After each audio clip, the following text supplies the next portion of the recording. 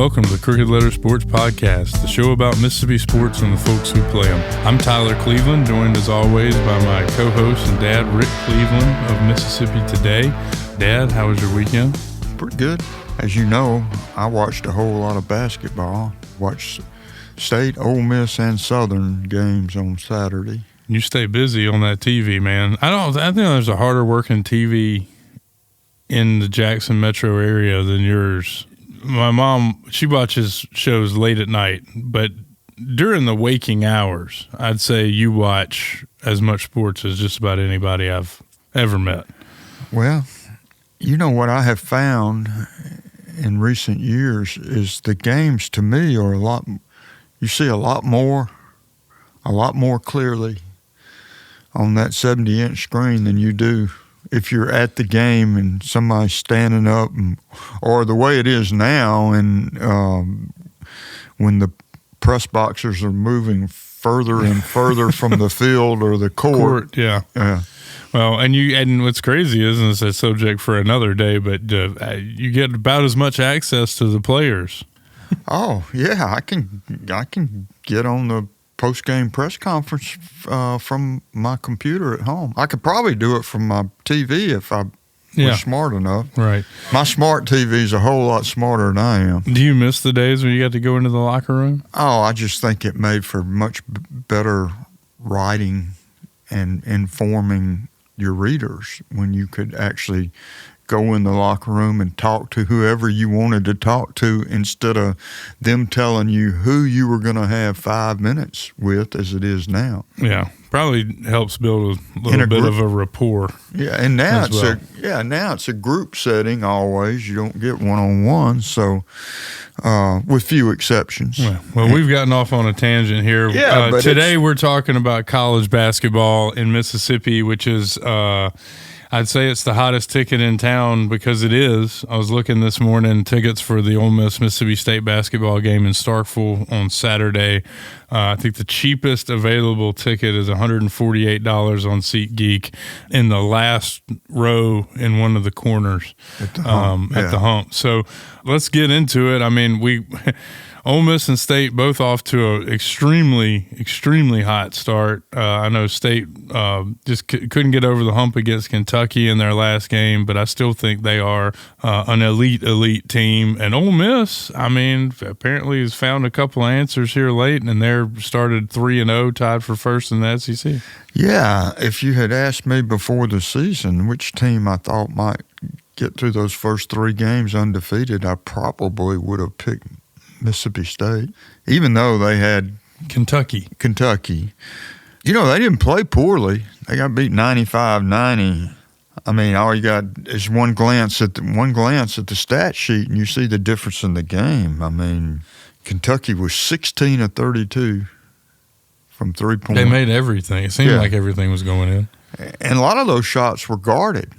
And State, on the other hand, was 12 of 40 from 3-point range. You're not going to 72 threes? Yeah. Let's put it this way. Kentucky took 8 fewer threes and made 4 more. Right, I get it. They shot high. Number 72 threes between the two teams. Let's face it, Tyler. That's what basketball has become. Well, you penetrate only to pitch it out. I mean, when you got a guy like Cam Matthews, I don't know, man. That dude's a beast. Big, strong guy. Boy, he played a hell of a game. I had him high in my notes to talk about today. I think he's probably become my favorite college basketball player. I mean, he was, I guess, against Kentucky, he had 19 points, 10 boards, 6 steals, 3 assists. Got every loose ball he could possibly get. You know, he defends like a wild man. He's a terrific player. And I thought they played well. And like I said, I think they're going to be fine. I want to know about the Rebels and the Dia, the new guy, or did I say new guy? The inside presence that they have found. Well, he's, you remember when we had Chris Beard on, and I just told him I worried about their rebounding and inside play overall. And all of a sudden, the last two games, Malik Dia has been a difference maker. I mean, he goes to Arkansas and had 21 points, 8 rebounds. Then they come back home against LSU, and he has 19 points and 7 rebounds. So that's 40 points in 2 games for a guy who had been averaging about 7. Yeah, and the rebounds are huge because they don't have the length that some of these other, I know there's a bunch of teams out there playing smaller lineups, but I mean they are really undersized when it. They are, but when you say undersized, you got to keep in mind Diaz 6'9", a legitimate 6'9", and 240. I mean he takes up some space, and he can shoot it. I mean if he continues to play like this, they're going to be better than I thought they were. And the other... And you already thought they were going to be pretty good. Well, I thought they were going to be pretty good, but in the SEC, pretty good is just okay. Because, here's the second part of this. At this point, 5 of the top 8 teams in the AP poll are from the SEC. 6 of the top 11, 7 of the top 15, 9 of the top 25. Starting with Auburn, who's number 1, where, let's see, is it Ole Miss? It's State. State plays at Auburn tonight. Well, Meanwhile, Ole Miss plays at number 4 ranked Alabama, which our listeners will already know the outcome of those y'all games. will know the outcome. I'll predict, because it's just the way it goes in college basketball. The home teams have such a huge advantage. Those are going to be tough. The games tonight, if one of our teams were to win, that would be massive. Yeah. Because you just don't expect them to. Well, I give them both a chance. But I mean, I'm more excited about Saturday. I've seen so many Ole Miss Mississippi State basketball games, both in person and and on TV. It seems like it is such a you do see some of the animosity carry over from football and baseball onto the basketball court, and I think this year, usually it's like they're both okay and they're pretty evenly matched or whatever. Now they're like both elite. I think both these teams are elite. Both are really, really good teams. And, God, Tyler, I can't tell you how many Mississippi State Ole Miss games I've seen over the years. They run together. The years run together. The games run together. But what I do know is the home teams have won probably 75 to 80% of them. I would, if I was had to bet on the game, I would take Mississippi State in Starkville. I would take, for the record, I might pick them in Oxford. I think State's that good. But, I feel like the emergence of Dia kind of gives, if he keeps playing this way, he gives Ole Miss a fighting chance in this game. Yeah.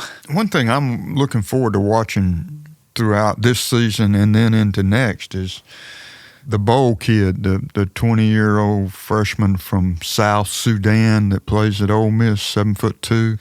I was up there for a preseason practice, I guess, back in October. And, he's learning, and he's not as strong as he needs to be. But, boy, he is 7'2", and he is long, and he can jump, and he can move. He's an athlete. And as he develops, they can get better. Well, I'm excited to see it. Any prediction for Saturday other than one guy was going to pay $148 for a ticket in the nosebleed? Yeah. This is one game I am going. I just said how much I enjoy watching them on TV, but this is one game I am going to. And my prediction would be what it always is when Ole Miss and State play, is that the home team's going to win, 85, 90% of the time. And I'm like you. I think State at this point in the season might, even though they're 2-1 and Ole Miss is 3-0 in the league, I still give State an edge. Well, it's not a knock on the teams that Ole Miss has beaten. They just hadn't, they didn't play Kentucky. Yeah, that's right. Kentucky looked pretty damn good, especially they had a point guard. He was so good. Oh, he'll be a top 5 draft pick, probably. I do like their coach, by the way, the Kentucky coach. Pope, yeah, I love the way they play, and their whole philosophy has just changed. They're when Calipari was there, they were a bunch of 18, 19-year-old McDonald's All-Americans. And now they're all grad learning how to play, and now they're all, seniors and grad transfers who came from all over the place, and they know how to play. Yeah. And they really play well in his system. It's a totally different game. Look at Malik Dia, the guy we were just talking about. Fifth-year player, came to Ole Miss from Drexel. Yeah. Now, he signed with Vanderbilt out of high school, played one season there, but then he was a great player in Drexel's league, and he's looking like a solid player in the SEC. So this is his third school. Yeah. Well, I mean, you go down the lineups at almost every school now in the country, and they're on. If you don't have a player on his third or fourth school, well, what got you're me, the exception. Well, what got me is we watched some of that game, but after the game was over, they were interviewing Dia on the SEC network, and the guy asked him if he had any advice for any of the younger college basketball players who wanted to find success as he has, and he said, "Stay the course." Stay the course. He said, "Stay the course," and I just busted out laughing. I'm like, it's like third or fourth school here at this point. I mean, and no knocking him, but I mean, it's very few people stay the course at this point. No, it's you are the exception rather than the rule. One more thing on this game, watching State, a lot depends on how Hubbard shoots. Yeah, well, 5 of 16 against Kentucky. What was he from 3-point? I know what he was at the end of the game because they desperately needed a three, and he missed like 3 or 4 in a row. Well, he was 3 of 11 from 3-point range and 5 of 16, and he's he's one of the best players in the league, and he's a lot of their what they do is predicated on him being able to hit 3-pointers. Yeah. I tell you what, it's tough to do against Kentucky because their guards are so long. I know, and Hubbard is not. He's a great player, but he is not long. He makes up for he can finish at the rim, and he's so strong. But man, it's just when you're giving up 7 or 8 inches. I mean, that's tough. Well, and he can finish at the rim against a lot of teams. It's going to be hard against Kentucky and Auburn and Tennessee and Alabama. The team that actually have inside players?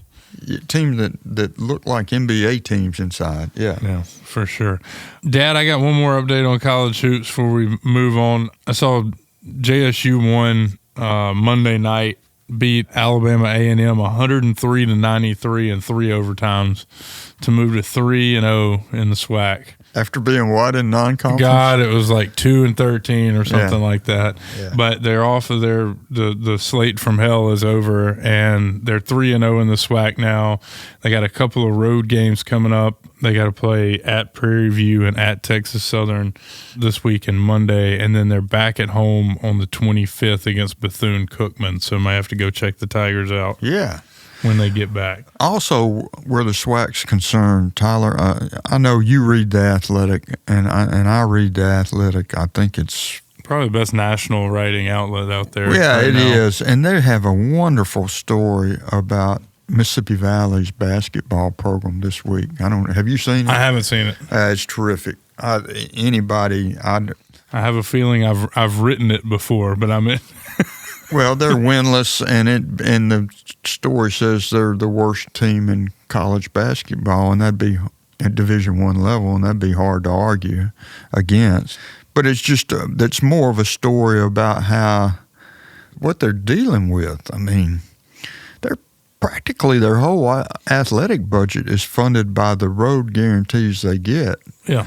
And it's prostitution at its finest. In basketball, and just men's basketball. That's pretty much it. Yeah. Well, the same true at almost every SWAC school. Right, but they don't get the payout for football or anything like that. I mean, they just don't. Valley just does not get. I mean, I've written that story before. They just don't get the same amount of money for what as you call them prostitute games in football. Mostly because for the longest time they didn't have enough scholarships to count as a Division I win, so nobody would schedule them. Yeah. But I don't know what the situation is in football now. But I mean, you cannot. The NIL era has certainly not been kind to Valley, because I'm not sure I think they should call it the Itabena Collective. Well, the coach is George Ivory, who's one of the greatest basketball players in the school's history. Was on that team that almost beat Duke when Duke was a 1 seed and they were a 16 seed. But it's stuff like the program is so poor, he's also right now the interim athletic director. Does he drive the team bus as well? Well, probably. But he'll be like at a game at, like, I think the one they talked about was at BYU, where they're getting like $150,000 guarantee to play the game and get beat by 50. And he'll be in the locker room, trying to prepare his team for the game. And he'll get a call from Itabena, because there's a problem with the eligibility of a soccer player. Right. It's just not a level playing field, to say the least. That's pretty rough. I might have to check that piece out. You say it's in the Athletic? Yeah. Okay. Or you can get the Athletic now on the New York Times website. Well, that's how I get it. Yeah. Best subscription I have. All right. So, Dad, we got a couple other things we got to get to before we get out of here today. The College Football National Championship is Monday night. We will not have another show before then, so we got to talk about it. Ohio State and Notre Dame. Ohio State's 13-2, Notre Dame 14-1. I think we would both agree with Las Vegas that Ohio State is about an 8-point favorite. Is that right? Yeah, I think that's about right. 2 questions for you. One, do you like the over or the under at 45.5? It seems low the way college football is today. So much scoring and back and forth. But, man, these are 2 good defenses. I think so. I think Ohio State's just maybe too much offensively. I think they may score 30 on their own, and that would make that really tough under. The other question for you is, has Quinshon Judkins, has he made the right decision here? He's transferred from Ole Miss, was their leading rusher. I was looking at the numbers this morning. He's got 90 fewer carries this year than he did in either of his other 2 years at Ole Miss, which obviously comes with fewer yards. He has not. He needs 40 yards to eclipse 1,000 in this season, and he's rushed for 12 touchdowns. Where he was averaging 15 his first 2 years at Ole Miss. But I mean, they're in the national championship, and he's their feature back. Do you feel like he made the right decision? Well, financially, he didn't. Right. He got less money at Ohio State. And less carries and less production. But, he's playing for a national title on Monday night. Well, there's no doubt about that. And I've seen on the internet, on the fan sites, where several people have said if Ole Miss had gone ahead and signed him, that they would have won the national championship or been in the championship game. And, I'm not so sure about that.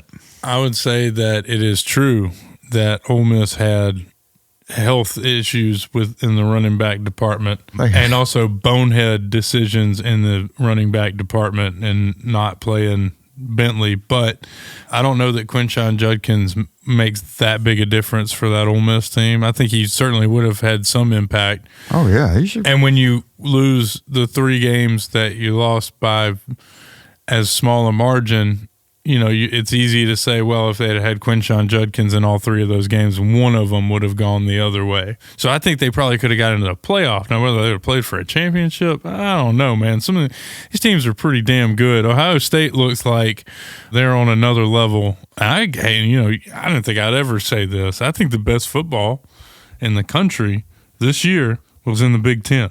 Well, just look. All you got to do is look at the scores. I know, but even halfway through this season, I was not believing that. But, the way it's turned out here, man, it's hard to believe things have swung that much in this short amount of a time. I will predict that it will swing back because there's still so much more passion for football here in the Deep South. Passion's a funny way to say money. Well, People put their money where their passion is. Yeah. Yeah. There's so much passion at Texas and Texas A&M. There's just passions and we'll get them over the finish line here. And speed. Speed and passion. All right. That could have been an alternate name for the SMU 30 for 30 too. Dad, a couple more things here off my list. I saw a story this morning. I was going to look at the NFL playoffs. I logged in to see who was even left in, I only watch the Saints, so who was left in the playoffs and get your picks. And I came across a story that we all know that the Cowboys fired Mike McCarthy, which is, they just decided not to re-sign him, which is, it is what it is. You can kind of shake your head as Jerry Jones, whatever. But the news this morning that they are talking to Dion, that he has already had a phone conversation with Dion, and they're going to set up an interview. I chuckled first, and then as I was thinking about it, and as you said when I brought it up to you, this would be great. Yeah, it'll be a lot of fun. It will. Here's the thing about, the last two coaches, two of the last three coaches for the Cowboys have been Bill Parcells and Mike McCarthy. Both of them have won Super Bowls. Yeah. The problem ain't the problem is Jerry. Yeah, you got an owner who wants to be the general manager and kind of the head coach. Right. And so, yeah, I think it would be lovely to get those two egos together. Can you imagine? No, I can't. What happens when two planets with such gravity get too close to each other? Worlds collide. I'll be honest with you. I saw somebody talking about Dion going to the NFL. I guess it was him, Dion, talking about Dion going to the NFL, but only if he could coach his sons, which, first of all, pardon my language, that's some bullshit. He would go to the NFL for a Snickers bar and $1 million. But here's the deal, is like college football is the perfect vehicle for Deion Sanders, especially right now, right? Because you can raise a bunch of money, you can get all this hype from ESPN, right? Your roster will get better from money and hype. Yeah. Right? So it is the perfect spot for him. No amount of hype can make you better in the NFL. And agreed. And whether it's Herbert Davis or the coach from Navy or whoever it is, the coach from BYU, whoever it is, when Dion has equal or less talent, he needs significant breaks to win the football game. But when he's got more talent, all of a sudden he's like this great coach, right? So in the NFL, you almost never have more talent. You can. It happens, especially with injuries and stuff. But very seldom are you just running up against a patsy. So how do you think he would fare in the league? Well, it's just conjecture, but I don't think he will fare better than Bill Parcells and Mike McCarthy did. That's just my take. Right. Yeah, I don't know. I can't imagine. And I hope it happens. I kind of do too. But the only reason I don't want it to is Dak. Yeah. I'd like to see. I think Dak Prescott is a generational talent that could get a Super Bowl ring if things happen right. And I think that them bringing in Deion Sanders is probably not the thing that's going to. Who will want his son to be his quarterback? Well, I don't. It doesn't matter what he wants. Dak Prescott is 10 times the player. I'm just saying, Dak Prescott's a hell of a player, and I'm nothing against Shador, but my God, I think Shador could end up being a really, really good NFL quarterback. I really do, but not necessarily any. I don't know that he'll ever be better than Dak. No, I can't. Especially right now. It's not even, Dak Prescott is, when he's healthy, he's as good as just about anybody. Who do you like in the games here? We've got the AFC matchups are the Texans and Chiefs and the Ravens and Bills. That Ravens-Bills game ought to be appointment viewing. And then in the NFC, it's Rams, Eagles, and Commanders, Lions. Okay. In the AFC, I'm going to be on the Chiefs bandwagon until they get eliminated. I'm just not picking against that quarterback. And the NFC, I think Detroit's been the best team all season long. Yeah, they're really good. I'm pulling for the Eagles because they're basically Team Mississippi with Kenny Gainwell and Nakobe Dean, Darius Slay, and A.J. Brown. But I think that the Bills are the best team in the AFC, and I think that it's probably going to end up being the Lions, like you say. I did think it was cool to see the Rams win, considering Los Angeles is on fire. But I do think I just feel like I think the Bills, especially being at home, That it's is a huge advantage. I think the Chiefs are a great team that are kind of they're starting the decline, of this run that they've been on, and I think their record is way better than they are. I think they'll beat the Texans, but I just don't see how they're going to win at Buffalo. Yeah, and that's about it. What else are you looking forward to this weekend? I'm looking forward to the State-Ole Miss game, man. You're not going to get to play any golf? I doubt. I know you played yesterday. It was like freezing cold and cart path only and just out there like. And this time of the year, if it gets above 50 and the sun's shining, that's as good as it's going to get. God love you. That's all the time we got this week, everybody. Y'all have a good week out there. Stay safe, and maybe you can see Ricky up in Starkville.